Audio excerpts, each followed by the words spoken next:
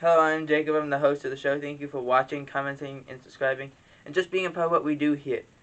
So after a crazy conference championship round, we look forward and look toward to the Super Bowl, which will have the Cincinnati Bengals take on the LA Rams in Los Angeles in the new SoFi Stadium. But before we get to any of that, we must reflect from last week's news as Sean Payton has announced he's stepping down as Saints head coach. Now, the expectation is this. He retired, and I use that in quotation marks.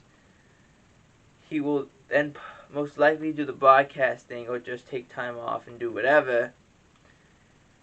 And those rumors became very prevalent when it was announced that Aikman could be leaving for Amazon, and that Fox was very interested in Sean Payton.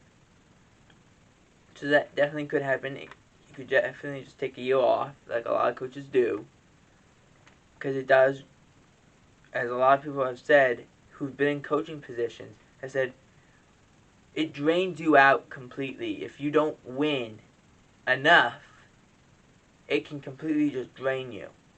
In fact, Jay Glazer was on the Rich Eisen show and said that he had talked to Sean 3 months ago, and Sean was pretty much definite that he was going to retire after the year, but then would switch his mind back and forth.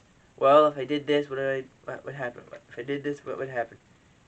And yes, it was a great coaching job to basically be on the cusp of the playoffs with having to use 4 different quarterbacks. But that takes a whole lot out of you. It really does.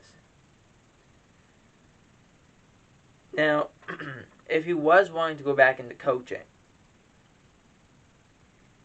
the only way that would happen is, due to the fact he still has 3 years left on his contract with the Saints would have to trade him over to the team, a different team, and for compensation, whether that would be money, player, a draft pick, whatever. That would be the only way Sean Payton could go coach another team. But for right now, Sean Payton has stepped down as Saints head coach. The Bears have found their new GM as they finalize a deal with Chiefs Executive Director of Player Personnel, Ryan Poles. This was not shocking. A lot of people are using player personnel, bring in GMs that are formerly player personnel guys. That's not shocking. It's pretty common. But they were not the only team to hire GM this week, as the Vikings hired, if I pronounce this name wrong, I apologize, Kwesi Adolfo Mensah, formerly of the Browns VP of Football Operation. That's another position that gets a lot of GM buzz.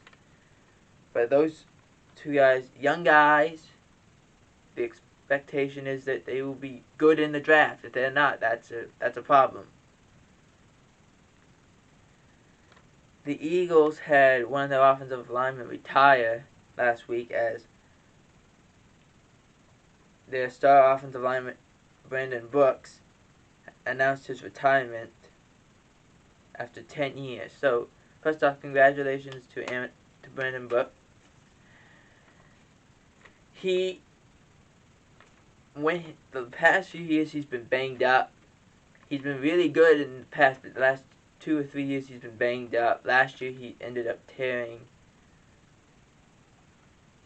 one of his ligaments in his knee, and he was done for the whole year. That's disappointing, but it's the nature of this business, is that you're going to get hurt. Can you just work through it? There's a difference, and everyone heard this. There's a difference between being hurt and being injured. Being injured means you can't play. Being hurt means that I could probably deal with the pain. Well, for Brandon Brooks, unfortunately, he was injured more than hurt. he has now announced his retirement after 10 years in the NFL.